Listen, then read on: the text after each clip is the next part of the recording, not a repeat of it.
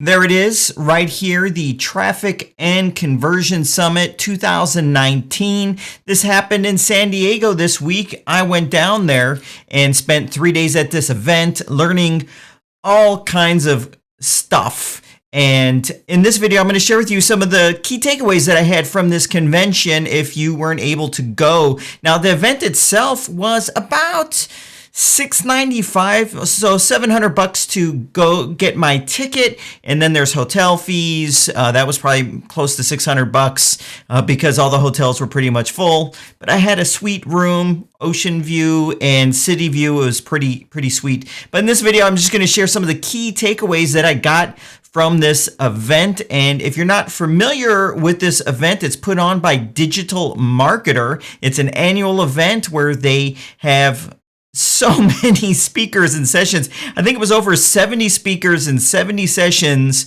all talking about cutting edge digital marketing trends and strategies that you can take away and implement in your business. So I didn't know this is such a thing because I don't go to many events, but I am now.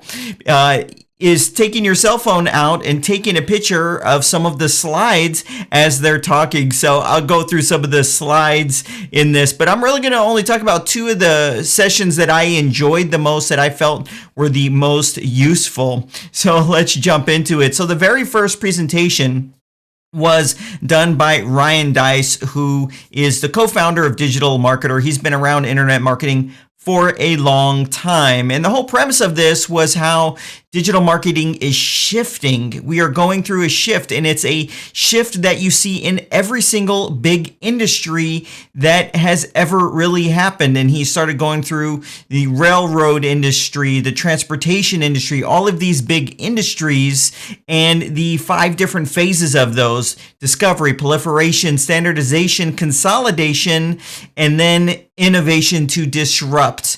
And the reason he went through this is because I think it was just a few months ago, the amount of money that advertisers spend on the internet for the first time in history was greater than the amount of money that advertisers spend on traditional media. And so that is causing this shift.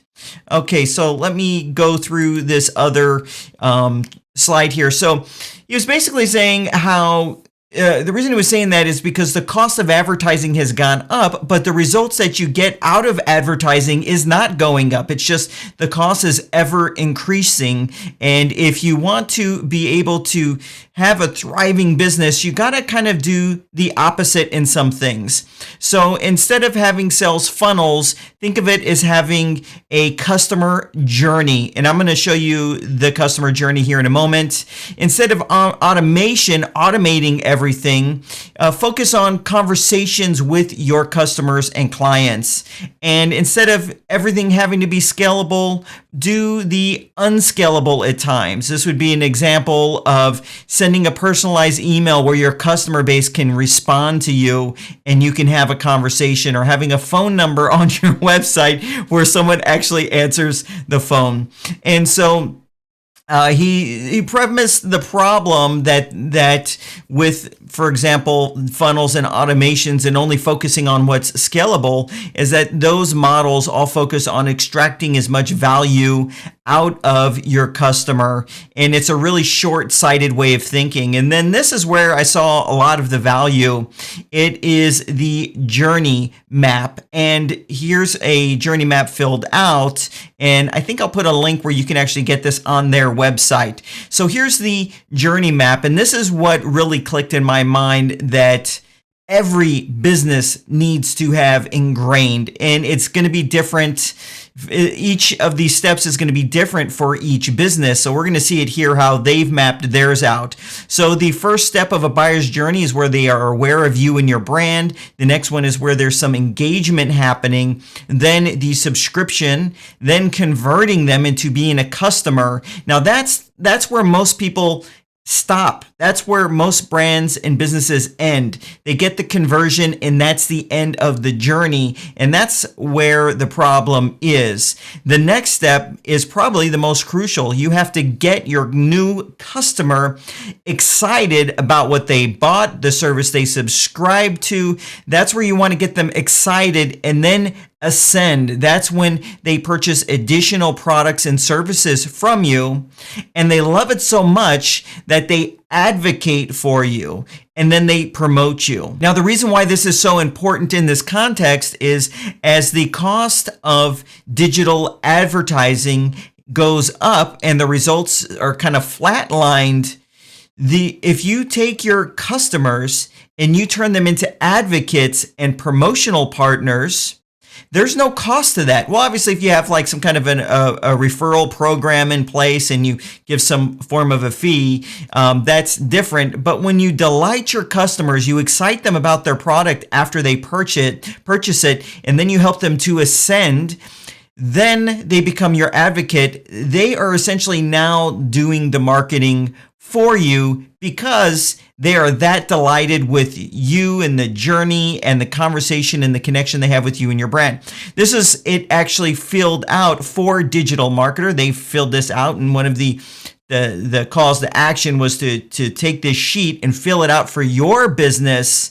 And so for the aware step, prospect sees an ad, finds you in search, hears about you via a referral. Then the prospect reads a blog post or some message on social media or watches one of your videos. To subscribe, the prospect opts in to receive gated content. This would be a lead magnet or a free course if you're a course seller, something along those lines.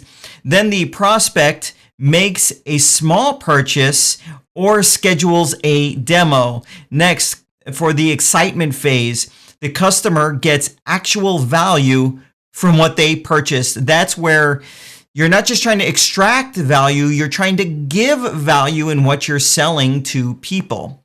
Then there's the ascension, where there's a core offer, upsells and downsells. Then the happy customer, for the advocate, the happy customer gives a testimonial or a case study. And then lastly, successful customer actively promotes your brand. And that is where you want to get everyone that is your customer along this journey to the end, where they become promoters of your product and service. I'll try to find the link to get this map. You can print it out and fill it out for your own business. And I got to say, this really kind of hit home for me. And it kind of reframes how I view what happens when anyone interacts with me or my brands or my products. I want to get them through this entire buyer journey and sit there and map out exactly what that is and what I can do to enhance these steps. And I think a lot of it is the excitement phase, the ascend phase, and then the advocate phase for me. So I want to challenge you to think about this for your own business. Now, the next presentation had to have been one of the most fun presentations that I attended. And you might have seen this guy.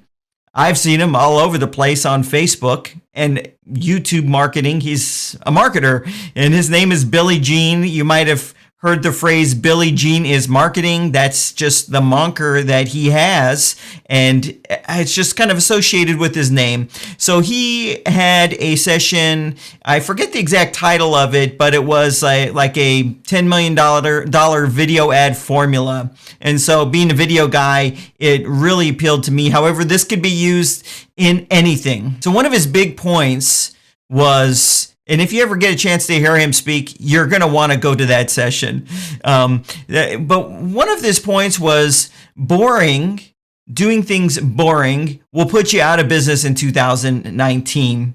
And then he went on to, and he kept coming back to this figure of speech that butt cheeks That's funny to say. Butt cheeks are dominating. And he's basically saying provocative advertisements get the engagement and get all the traction on advertising platforms, which brings your cost per click down, and the amount that it's served up, it goes way through the roof because you're getting attention.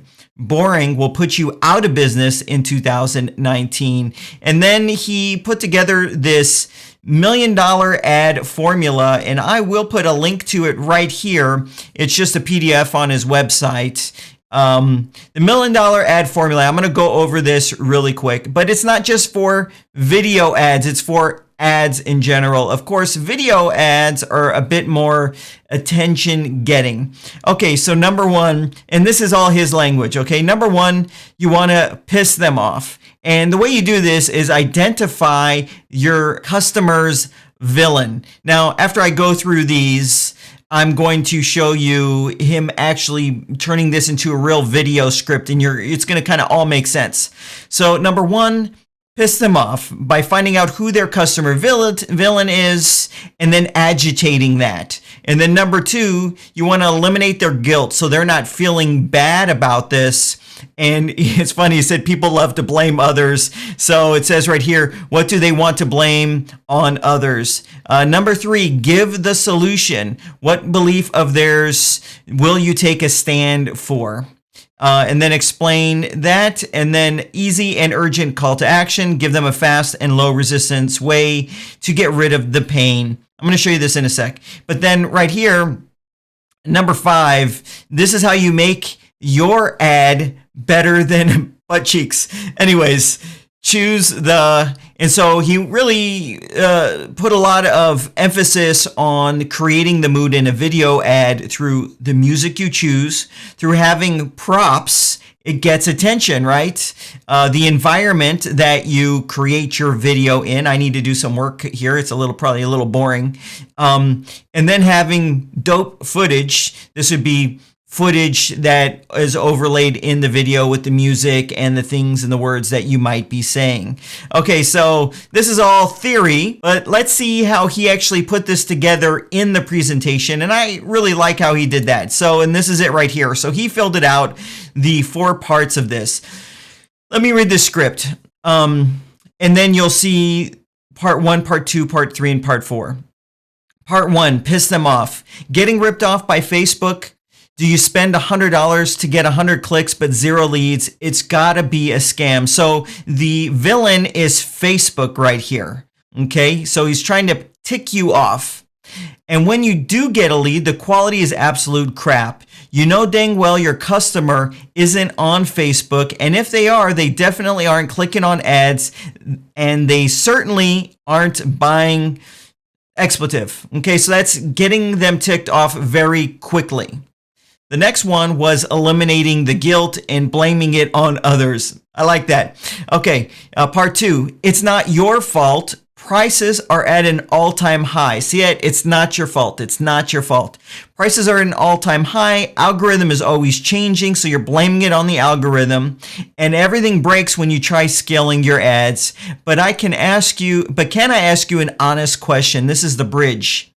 Is it possible that it's not a Facebook error, but a user error? Now he's going into the solution. So that was the bridge into the solution. So we got the tick them off, the eliminate the guilt, and then we'll just transfer and transition into what the solution is.